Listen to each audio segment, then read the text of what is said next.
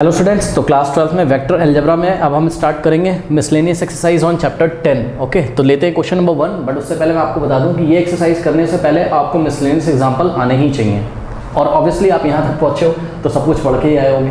तो जो बच्चे नए हैं चैनल पे, जाइए डिस्क्रिप्शन में लिंक दिया, वहाँ क्लिक करिए अगर आपको कॉन्सेप्ट्स नहीं क्लियर है। ठीक है, तो आइए स्टार्ट करते हैं। जैसे कि पहला ही जो क्वेश्चन है हमारा, ठीक है बच्चों, ये क्वेश्चन रिलेटेड है हमारा किससे, हमने एग्जाम्पल नंबर 26 पेज नंबर 455 पे एक डेरिवेशन किया था।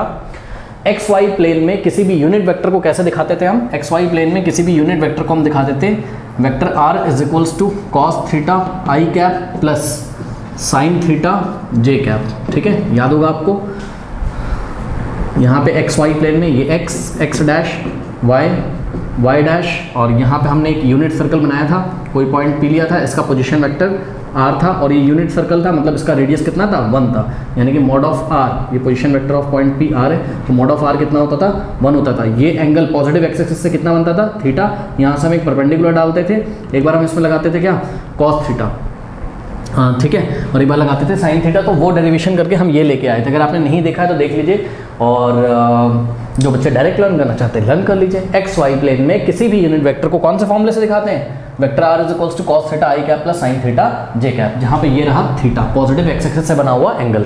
अब क्वेश्चन में क्या कहता है write down a unit vector in x y plane making angle 30 degree with the positive direction of x axis, यानी कि थीटा की वैल्यू आपको दी हुई है। हमने डेरिवेशन में आपको बताया था बच्चों क्या, कि ये जो वेक्टर है ये एक्स वाई प्लेन में सभी यूनिट वेक्टर को दिखाता है, थीटा चेंज होता जाता है और यूनिट वेक्टर चेंज होता जाता है। ठीक है, तो थीटा यहाँ पे 30 डिग्री दिया हुआ है, आप रख दीजिए, आपको रिक्वायर्ड यूनिट वेक्टर मिल जाएगा। तो r vector is equals to cos 30, cos theta की वैल्यू 30 रखनी, cos 30 i cap plus sine 30 j cap. हाँ भाई, कॉस 30 कितना होता है, कॉस 30 डिग्री, और साइन 30 क्या होता है, साइन 30 होता है 1/2, और कॉस 30 होता है कितना, √3/2। ओके, तो this is your required unit vector, √3/2 I cap plus 1/2 J cap. Students कह रहा है कि राइट, मैंने यहाँ गलती से लिख दिया, find the scalar components of and magnitude of the vector joining the point this and this.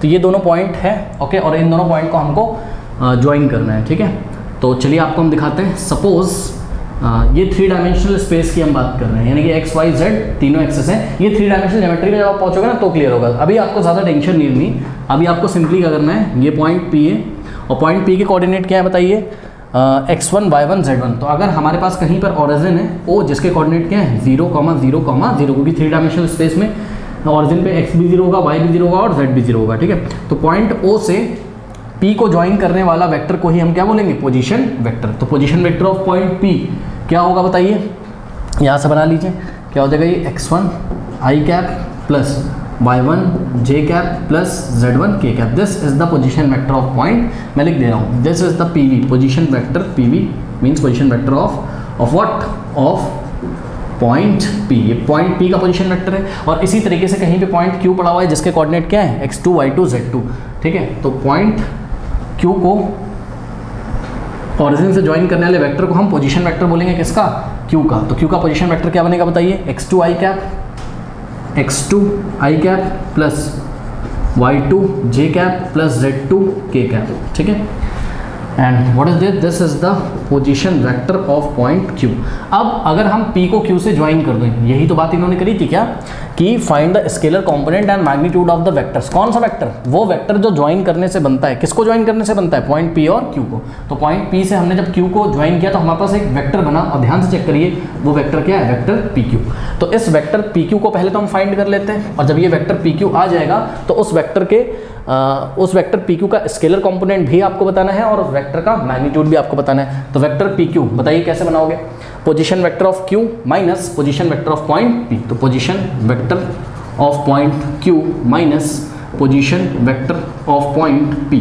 तो पोजीशन वेक्टर ऑफ Q कितना है, ध्यान से चेक करिए, पॉइंट Q का पोजीशन वेक्टर ये रहा, यानी कि है आपके पास क्या, x2 आई कैप प्लस y2 जे कैप प्लस z2 के cap minus position vector of P। जब लिखोगे तो क्योंकि यहाँ माइनस है तो सभी साइन चेंज हो जाएंगे, यानी कि माइनस x1 आई कैप माइनस y1 जे कैप माइनस z1 के कैप। ठीक है, चलो अब इसको और इसको अगर पास पास लाओगे तो ये क्या हो जाएगा, x2 माइनस x1, जो बच्चे डायरेक्ट कर सकते हैं एक स्टेप में कर लो डायरेक्ट, ज़्यादा टेंशन नहीं है, plus y2 minus y1 j cap, और इसी तरीके से plus z2 minus z1 k cap. ठीक है, तो ये आ गया आपके पास वेक्टर PQ। तो दूसरा आंसर तो हमको, पहला आंसर तो मिल गया स्केलर कंपोनेंट्स। बताओ PQ का स्केलर कंपोनेंट क्या होंगे भाई, I के सामने जो लिखा रहता है वही तो स्केलर कंपोनेंट होते हैं। ठीक है, यानी कि पहला आंसर मैं यहाँ करने जा रहा हूँ, स्केलर रिक्वायर्ड स्केलर कंपोनेंट्स क्या हो जाएंगे बताइए, x2 माइनस x1 ये पहला स्केलर कंपोनेंट है, दूसरा क्या है y2 माइनस y1, और तीसरा स्केलर कंपोनेंट क्या है z2 माइनस z1। अभी कहानी खत्म नहीं हुई, अभी हमको क्या बताना है इसका मैग्नीट्यूड भी। हाँ भाई, तो PQ का मैग्नीट्यूड कैसे निकालोगे, हाँ PQ का जो मैग्नीट्यूड होगा मॉडुलस ले लोगे। ठीक है, तो लेफ्ट में मॉडुलस होगा और जब राइट में मॉडुलस लोगे तो क्या हो जाएगा, ये हो जाएगा square root of what, x2 minus x1 का होल स्क्वायर, भाई I के सामने जो लिखा होता है उसका होल स्क्वायर, प्लस J के सामने जो लिखा होता है उसका होल स्क्वायर, यानी कि y2 माइनस y1 का होल स्क्वायर, और फाइनली z2 माइनस z1 का होल स्क्वायर। ठीक है, तो ये हमने क्या दिखा है, ये हमने आपका सेकेंड आंसर यहाँ पे दिया हुआ है, मैग्नीट्यूड रिक्वायर्ड मैग्नीट्यूड ये रहा, और required scalar components x2 minus x1, y2 minus y1, z2 minus z1 कर लीजिए। क्वेश्चन नंबर 3 लेते हैं, कह रहा girls walk 4 kilometre towards west, then she walks 3 kilometre in the direction 30 degree east of north, stops and then stops, determine the girl's displacement from her initial point of departure. तो समझते हैं question क्या कह रहा है। देखिए आपको सबसे पहले तो ऐसा एक डायग्राम बनाना आना चाहिए, ये तो 9th क्लास में हम लोग सीख लेते हैं, तो आपको भी आता होगा क्या, देखिए ईस्ट वेस्ट नॉर्थ और साउथ, सबको पता है ईस्ट वेस्ट नॉर्थ और साउथ, ये बात सबको पता होगी। अब देखिए क्या कहता है, ये तो आपका ओरिजिन है यहाँ पे, ठीक है, यहाँ से आप चलना शुरू करोगे तो कह रहा गर्ल वॉक्स 4 किलोमीटर टुवर्ड्स वेस्ट, मतलब यहाँ से चलेगी कोई लड़की किधर, वेस्ट की तरफ, कितना किलोमीटर चलेगी 4 किलोमीटर। तो सपोज हम यहाँ लाइन बना देते हैं 1 2 3 4, और इसी तरीके से 1 यूनिट 2 यूनिट 3 यूनिट और 4 यूनिट। ओके, तो गर्ल चलेगी टुवर्ड्स वेस्ट, कितना किलोमीटर 4 किलोमीटर, यानी कि 1 यूनिट में हमने 1 किलोमीटर माना है, तो ये 1 किलोमीटर 2 किलोमीटर 3 किलोमीटर, और यहाँ पहुँच गई तो ये 4 किलोमीटर हो गई, 4 किलोमीटर पहुँच गई। ठीक है, तो सपोज गर्ल पहुँची है कहाँ पर, सबसे पहले सपोज गर्ल पहुँच गई है पॉइंट ए पे लेट अस से, और ये डिस्टेंस कितना हो जाएगा, ये डिस्टेंस हो जाएगा 4 यूनिट्स, यानी कि 4 किलोमीटर, तो बस मैं 4 लिख दे रहा हूँ, आप समझ जाइएगा। ठीक है, 4 किलोमीटर, और ये ओरिजिन है आपका। ठीक, अब क्या कहता है then she walks 3 kilometre in a direction 30 degree east of north. देखो बच्चों बात समझो जरा, अभी लड़की यहाँ पे खड़ी हुई है, ठीक, तो आगे क्या बोलता है students, then she walks 3 kilometre in a direction 30 degree east of north, देखो एंड स्टॉप्स। ठीक है, इसका क्या मतलब है, इसका मतलब पता है क्या, सुनो मेरी बात सुनो, इसका मतलब ये है कि आपको एक ऐसी डायरेक्शन ढूंढनी है जो इस बात को फॉलो करती हो, किस बात को, इस बात को, डायरेक्शन क्या है, यहाँ से यहाँ तक ये डायरेक्शन दी हुई है। ठीक है, ये डायरेक्शन दी क्या, 30 डिग्री ईस्ट ऑफ नॉर्थ। पता है इसका मतलब क्या होता है, सुनो पहले तो यार आप डायरेक्शन ढूंढोगे, जब आपको डायरेक्शन मिलेगी तो उसी डायरेक्शन में तो 3 किलोमीटर चलोगे ना, तो पहले डायरेक्शन ढूंढो। कैसे ढूंढोगे डायरेक्शन, देखो ईस्ट ऑफ नॉर्थ का ये मतलब होता है, इसको करने के 2 तरीके हैं। ईस्ट ऑफ नॉर्थ का ये मतलब है कि होता है कि आप नॉर्थ पे खड़े हो जाओ, आप नॉर्थ के अलॉन्ग ऐसे खड़े हो जाओ, मतलब एक वेक्टर आप ले लो ऐसे, और ये नॉर्थ के अलॉन्ग ऐसे खड़ा कर दो। और ईस्ट ऑफ नॉर्थ का मतलब होता है मतलब जो बाद में आएगा ना वहाँ खड़े हो जाओ, उसके अलॉन्ग आप खड़े हो जाओ, और जितना एंगल दिया हो उतना क्लॉकवाइज आप घुमा दो। ठीक है, तो आप यहाँ से एंगल घुमाओगे कितना, 30 डिग्री ऊपर से ऐसे क्लॉकवाइज, तो आपका ऐसे एक वेक्टर आ जाएगा, ये रहा 30 डिग्री। ये इसको समझने का पहला तरीका है। क्या मैंने बोला, ईस्ट ऑफ नॉर्थ का ये मतलब है जो बाद में आता है ना शब्द, जैसे ईस्ट ऑफ नॉर्थ बोला है उन्होंने, तो नॉर्थ पे आप एक वेक्टर ऐसा करके रख लो। ठीक है, जितना डिग्री दिया उतना डिग्री क्लॉकवाइज आप घुमा दो।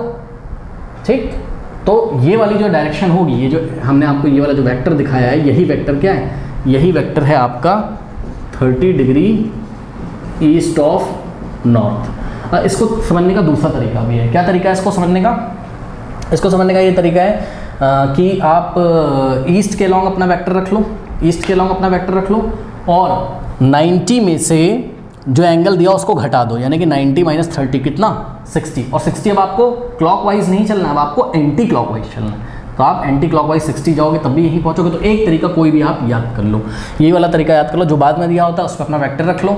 ठीक है, मैंने पहले भी आपको ये बात बताई है, और आगे जितना एंगल दिया उसको क्लॉकवाइज घुमा के ये आपकी वेक्टर आ गई, यानी कि इस दिशा में जाती है वो। लेकिन लड़की कहाँ है, लड़की कहाँ है वो गर्ल? यहाँ है पॉइंट ए पे, यानी कि पॉइंट ए पे वो ये काम करेगी। तो हम क्या करते हैं, हम नॉर्थ के पैरेलल एक लाइन ड्रॉ करते हैं। यहाँ पे नॉर्थ के पैरेलल हमने एक लाइन ड्रॉ करी और जो काम वहाँ किया था वही काम यहाँ करेंगे। ये वाली लाइन कैसा बिहेव कर रही है? नॉर्थ वाली लाइन जैसी। और ये कैसा बिहेव कर रही है? आपकी ईस्ट वाली है। तो हम काम तो वही करेंगे। क्या अपने वेक्टर कहाँ रखेंगे हम? नॉर्थ पे, और 30 डिग्री किधर घुमाएंगे? क्लॉकवाइज की तरफ, क्लॉक डायरेक्शन की तरफ। ठीक है, ये देखिए ये 30 डिग्री हमने किधर घुमाया? 30 डिग्री हमने घुमाया किधर? क्लॉकवाइज डायरेक्शन में। तो ये जो दिशा मिली है आपको, यही दिशा क्या है? 30 डिग्री ऑफ नॉर्थ। अब इस दिशा में वो कितने स्टेप चलेगी? 3 स्टेप। ठीक है, तो ये 1 2 और 3 यहाँ कहीं पहुँच जाएगी। ठीक है, तो ये लड़की यहाँ कहीं पहुँच गई। सपोज अब पॉइंट बी पे पहुँच गई। ठीक है बच्चों, तो ध्यान से चेक करिएगा, आपको वेक्टर मिलते चले जा रहे हैं। ओ ए हम एरो लगा रहे हैं, ध्यान से करिएगा। एक वेक्टर तो मिला आपको ओ ए। ठीक है, तो इस वेक्टर ओ ए को आप कैसे बनाओगे बताओ?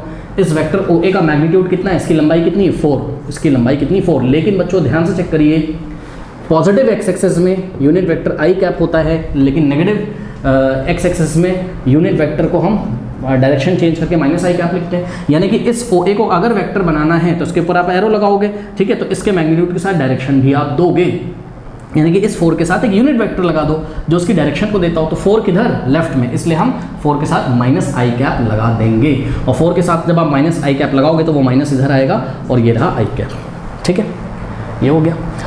और ये जो ए से बी की जो लेंथ है ये है आपकी 3 किलोमीटर बताया मैंने अभी। ठीक है, और ये एंगल कितना है आपका? ये एंगल 30 डिग्री है। सही है। अब ध्यान दीजिए प्लीज़, यहाँ पे आप ध्यान देंगे क्या अगर ये 30 है तो ये पूरा अगर 90 था तो ये कितना बच जाएगा बताइए? ये बच जाएगा आपका 60 डिग्री। ठीक है, ओके, चलो बहुत बढ़िया। अब क्या करें? यहाँ से एक परपेंडिकुलर ड्रॉ करते हैं। अगर आपने मेरा मिसलेनियस का इंट्रोडक्शन देखा होगा तो आप समझ होंगे, यहाँ हमको डेरिवेशन करने जा रहे हैं। यहाँ से हमने एक परपेंडिकुलर ड्रॉ किया नीचे। ठीक, अब सुनिए मेरी बात। वो क्वेश्चन क्या पूछते हैं आपसे? वो क्वेश्चन पूछते हैं determine the girl's displacement from her initial point of departure. बताओ गर्ल कहाँ से चलती थी? इनिशियल पॉइंट क्या था? ये ओ क्या था उसका? इनिशियल पॉइंट था। इनिशियल पॉइंट ऑफ डिपार्चर मतलब जहाँ से गर्ल छूटी है, जहाँ से गर्ल गई है वो है। ठीक है, तो इस पॉइंट से आपको गर्ल का डिस्प्लेसमेंट बताना है। डिस्प्लेसमेंट क्या होता है बताओ? अरे भाई, इनिशियल और फाइनल पॉइंट को मिलाने वाला जो वेक्टर होता है उसी को हम डिस्प्लेसमेंट वेक्टर बोलते हैं। यानी कि इस क्वेश्चन बच्चों आपको डिस्प्लेसमेंट का मतलब कोई बच्चा ये तो नहीं समझ रहा कि डिस्टेंस निकालनी। नहीं। अरे डिस्टेंस तो लड़की ने इतनी चली, देखो ये 4 + 3 7 किलोमीटर चली। वो डिस्टेंस थोड़ी ना निकालनी है, डिस्टेंस तो पाथ की लेंथ होती है यार। डिस्प्लेसमेंट क्या होता है? डिस्प्लेसमेंट इनिशियल पॉइंट को फाइनल पॉइंट से मिलाने वाला जो वेक्टर होता है वही डिस्प्लेसमेंट वेक्टर होता है। आपको डिस्प्लेसमेंट वेक्टर निकालना है। डिस्प्लेसमेंट एक वेक्टर क्वांटिटी होती है, यानी कि आपको इस OB की वैल्यू बतानी है। ठीक है, तो आपको इस वेक्टर OB की वैल्यू बतानी है, यही क्या होगा? डिस्प्लेसमेंट। एक्चुअल में इन्होंने क्वेश्चन इनको ऐसे लिखना चाहिए था, determine the girl's displacement vector, ऐसे लिखना चाहिए था। बट ये वेल नोन है, ये कॉमन चीज़ है कि डिस्प्लेसमेंट एक वेक्टर क्वांटिटी होती है, स्केलर एक डिस्टेंस स्केलर होती है और डिस्प्लेसमेंट वेक्टर होती है। तो आपको पता होना चाहिए कि डिस्प्लेसमेंट एक वेक्टर क्वांटिटी यानी कि डिस्प्लेसमेंट वेक्टर निकालना है। ठीक है, तो आपको OB फाइंड करना है। ठीक है, बहुत बढ़िया। अब आप खुद दिमाग लगाओ स्टूडेंट्स, OB आप कब फाइंड कर पाओगे बताओ? ट्राइंगल BAO में, ध्यान से चेक करिएगा, इन ट्राइंगल BAO, अगर BAO में आप ट्राइंगल लॉ लगा दो। ठीक है, वेक्टर का एडिशन वाला ट्राइंगल लॉ लगा दो। ठीक है, vector addition of triangle law of vector addition. क्या लगाएंगे हम? Triangle law of vector addition. ये अगर हम लगा दें तो क्या हो जाएगा? ध्यान से चेक करिए, OA और फिर क्वांटिटी में क्या आ रहा है? AB, तो यानी कि हो जाएगा आपके पास OA plus vector AB plus vector AB is equals to, अब ये तो आता है ना लॉ ऑफ वेक्टर एडिशन, ये भी नहीं आता है, ट्रायंगल पढ़ के आए होगे तभी तो मिसलेनियस पे पहुंचे हो। OA plus AB is equals to what? OB is equals to OB। तो OB आपको तब मिलेगा जब आपको OA मिल जाए और आपको AB मिल जाए। OA तो आपको मिल चुका है, अब आप AB को निकालने की मशक्कत करिए। ये इक्वेशन नंबर 1 है, ठीक, या फिर इसको 1 मान लो और इसको आप 2 मान लो। अब आप क्या निकालोगे? अब आप निकालोगे AB, तो ये रहा AB। अब AB कैसे निकालें? ठीक है, वैसे तो डायरेक्ट AB मैं निकाल सकता हूँ, कोई मुझे दिक्कत नहीं है, फिर भी मैं आपको बता रहा हूँ। ये एंगल कितना है बताइए? 60 है। तो आप एक काम करो क्या कि सपोज ये डिस्टेंस कितनी है? ये डिस्टेंस है आपकी x और ये डिस्टेंस कितनी है आपकी y। ठीक है, तो बताओ इस वेक्टर को, यानी कि ए बी वेक्टर को आप भाई आप सीधे सीधे देख रहे हो ना, ए बी वेक्टर का जो एक्स स्केलर कंपोनेंट होगा वो कितना होगा x, तो ए बी वेक्टर को हम x और x की दिशा में क्या, x की दिशा में यूनिट वेक्टर क्या होता है आई कैप। ठीक है, तो इसको हम क्या लिख सकते हैं, इसको हम लिख सकते हैं x इंटू आई कैप। ओके, क्योंकि ध्यान से चेक करिए, कुछ बच्चे बोलेंगे माइनस आई क्यों नहीं लिखा, इसका एरो ऐसे, जब हम इसका प्रोजेक्शन करेंगे तो वो इधर गिरेगा ऐसे, और इस डायरेक्शन में आई कैप क्या होता है पॉजिटिव, ये हमने प्रोजेक्शन ऑफ वेक्टर में आपको सिखाया हुआ है। तो इस ए बी को हम कैसे लिखाएंगे, एक्स आई कैप प्लस, तो ये रहा इसका हॉरिजॉन्टल कंपोनेंट और ये रहा इसका वर्टिकल कंपोनेंट। ठीक है, तो ये वर्टिकल कंपोनेंट है। अरे यार सिंपल सा फंडा है, सुनो, फिजिक्स वाले बच्चे समझ रहे होंगे। अगर देखो कोई भी वेक्टर है ऐसा, ठीक है, कोई वेक्टर है ऐसा और यहाँ एंगल अगर थीटा है तो इसके दो कंपोनेंट होते हैं, एक आता है कहाँ, यहाँ हॉरिजॉन्टल में, और एक आता है यहाँ वर्टिकल में। ठीक है, तो ये देखो ये रहा इसका एक ये हॉरिजॉन्टल कंपोनेंट और ये रहा इसका एक वर्टिकल कंपोनेंट। तो इसको अगर हम ऐसे मिला देंगे तो जो ये है वही ये है। ठीक, अब सुनो, यानी कि A B is given by x i cap plus y, और वाई की डायरेक्शन में यूनिट वेक्टर क्या होता है जे कैप। इसको हम ऐसे लिख सकते हैं, सही है। अब x और y की वैल्यू निकाल लो बस। तो इस ट्रायंगल में अगर हम cos 60 लगा दें, क्या लगा दें, इस ट्रायंगल में अगर हम कौन से ट्रायंगल में, BAO में अगर हम cos 60 लगा दें, तो ध्यान चेक करिए, cos 60 क्या होता है, बेस अपॉन हाइपो, बेस कितना है x अपॉन हाइपो, हाइपो कितना है 3, तो x की वैल्यू क्या आ जाएगी, x is equals to 3 cos 60। Okay, तो x is equals to 3 into what is cos 60, cos 60 is 1/2 यानी कि 3/2, तो x की वैल्यू कितनी आ गई 3/2। ओके, तो x की रखेंगे हम 3/2 आई कैप प्लस y की वैल्यू कैसे आएगी, इस ट्राइंगल में साइन थीटा लगाओ, तो साइन थीटा क्या होता है, साइन थीटा, देखो तुमको 30 से नहीं मतलब है यार, तुम्हारे ट्राइंगल के अंदर 60 आ रहा है, तो साइन 60 क्या होता है, परपेंडिकुलर अपॉन हाइपो। ओके, तो परपेंडिकुलर क्या है y और हाइपो कितना है, हाइपो है आपका 3 यूनिट्स। ठीक है, साइन यहाँ से y की वैल्यू निकालो, तो y is equals to 3 into sine 60, तो y is equals to what, y is equals to 3 into sine 60, sine 60 क्या होता है √3/2, तो साइन 60 का √3/2 रखा, तो 3√3/2 आ गया, तो y का वैल्यू कितना आया 3√3/2 जे कैप हो गया, ये हो गया। ठीक है ना, तो ए बी भी आ गया। अब आप सिंपली क्या करोगे, इक्वेशन नंबर 2 से vector O B is equals to क्या है, वेक्टर ओ ए और प्लस वेक्टर ए बी, इसको अब हम सॉल्व कर लेते हैं। तो vector O B is equals to what, vector O A कहाँ है, -4 आई कैप, -4 आई कैप, और इसका जे और के कंपोनेंट कितना है 0 और 0, तो 0 जे कैप प्लस 0 के कैप, भाई यहाँ 0 जे कैप 0 के कैप ही तो लिखेंगे, प्लस वेक्टर ए बी कितना है 3/2 आई कैप और प्लस 3√3/2 जे कैप, और के कैप है नहीं यहाँ, तो 0 के कैप लिख सकते हैं। अब इसको ऐड कर लीजिए, तो vector O B is equals to -4i और प्लस 3/2 कितना हो जाएगा बताइए, यहाँ पे करता हूँ, -4 और प्लस 3/2, 2 4 8, -8 और प्लस 5/2 यानी कि कितना हो जाएगा -3/2 हो जाएगा। ठीक है, तो -3/2 आई कैप। अब जे वाले को सॉल्व करिए, जे वाला यहाँ 0 है और वहाँ कितना है 3√3/2, तो 3√3/2 प्लस 0 कितना हो जाएगा 3√3/2 जे कैप, और के कैप वाले को सॉल्व करिए, यहाँ के कैप कितना है 0, उधर भी 0, तो बस सिंपली यहाँ हम 0 के कैप आना चाहिए था, बट हम लिखेंगे नहीं। तो this is your what, this is the displacement, this is the girl's displacement vector from her initial point of departure. तो दिस इज योर आंसर। लेते हैं question number, yes this is question number 4th। Okay, तो question number 4th is what, question number 4th is if vector A is equals to vector B plus vector C, then is it true that mod of A is equals to mod of B plus mod of C? तो answer is no. Why no? कह रहा justify your answer. सुनो भाई, ये क्या है, ये vector addition है यार, ये एक तरीके का वेक्टर एडिशन है, इसको हम vector addition of triangle system से समझ सकते हैं। ठीक है, ट्राइंगल ऑफ वेक्टर एडिशन से, तो applying triangle law of vector addition. अब देखो जरा ध्यान से, वेक्टर एडिशन हम लगाने जा रहे हैं, ट्राइंगल ऑफ वेक्टर एडिशन। तो इसको देखो क्या दिया इन्होंने कि b प्लस सी का वेक्टर सम, b प्लस सी का सम नहीं, b प्लस सी का वेक्टर सम, b भी वेक्टर है सी भी वेक्टर है। तो ध्यान से चेक करो, ये रहा वेक्टर b, ठीक है, और ये रहा वेक्टर सी, तो वेक्टर बी और उसी की कॉन्टिन्यूटी में कौन आ रहा है, वेक्टर सी। तो इन दोनों का रिजल्टेंट आप ऐसे दिखाओगे कि नहीं दिखाओगे, बताओ। तो ये रहा वेक्टर ए। अब इस ट्राइंगल का नाम दे दो आप, let us say this is triangle A B सी।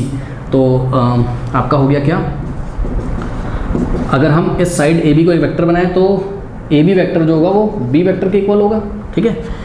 इसी तरीके से बी सी वेक्टर जो होगा, बी सी वेक्टर जो होगा वो किसके इक्वल होगा, वेक्टर सी के इक्वल होगा, okay.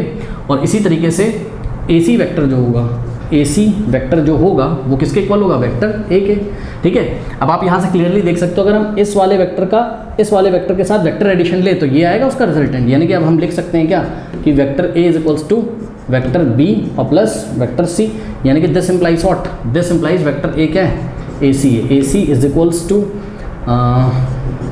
Vector A C is equals to vector A B plus vector C की जगह वेक्टर बी सी, ठीक है। तो ये चीज़ हम लिख सकते हैं बिल्कुल।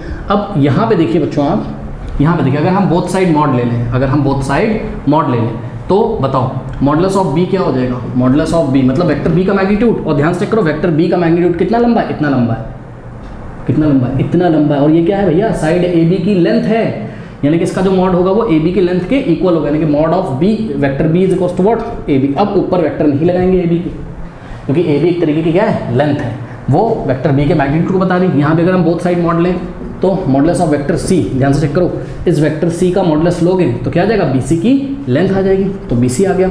इसी तरीके से modulus of vector A is equals to modulus of vector A is equals to what, length of side A C, ये आ गया, ठीक है ना। अब सुनो, हमको पता है, हमको क्या पता है, हमको पता है ट्राइंगल, किस दुनिया का कोई भी ट्राइंगल हो उसके किसी भी दो साइड का सम हमेशा तीसरे साइड से बड़ा होता है।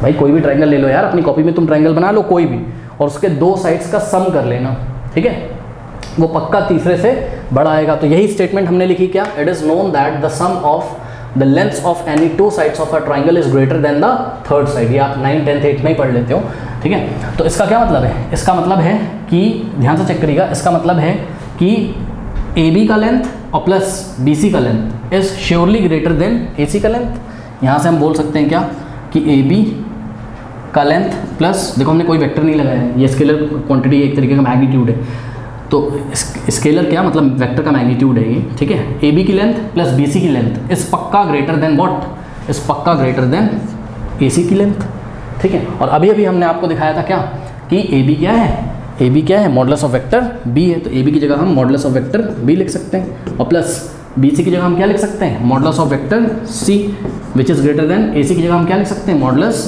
ऑफ वेक्टर ए। यानी कि क्या आ गया, यानी कि मॉडुलस ऑफ वेक्टर ए, अगर आप उधर से जाके देखो तो modulus of vector A is less than the sum of modulus of vector B and modulus of vector C. तो vector A is less than what, modulus of vector B और plus modulus of vector C. और उन्होंने हमको क्या बोला था, उन्होंने हमको बोला था क्या, modulus of vector A is equals to आ जाता है modulus of vector B plus modulus of vector C के। जवाब है नहीं, ये एक अलग चीज़ है और ये एक अलग चीज़ है। यहाँ वेक्टर बी और सी का वेक्टर एडिशन किया गया है, आपने ट्राइंगल में देखा, हमने आपको पहले भी जब स्टार्ट किया था तो बताया था। और इसका क्या मतलब है, इसका मतलब है कि ट्राइंगल की साइड है, ये ट्राइंगल की साइड का लेंथ है और ये भी ट्राइंगल के साइड का क्या है, लेंथ है, ठीक है। तो इन दोनों को जब जोड़ेंगे तो ये भी एक ट्राइंगल का साइड का लेंथ है, तो ऑब्वियसली ये वाला रूल लगेगा और दो साइड का जो सम होगा वो हमेशा तीसरे साइड से बड़ा होगा। इस तरीके से modulus of A is less than modulus of B plus modulus of C, hence modulus of A is not equals to, उन्होंने इक्वल बोला था, not equals to modulus of B plus modulus of C, okay. तो ऐसा possible नहीं, कर लीजिए।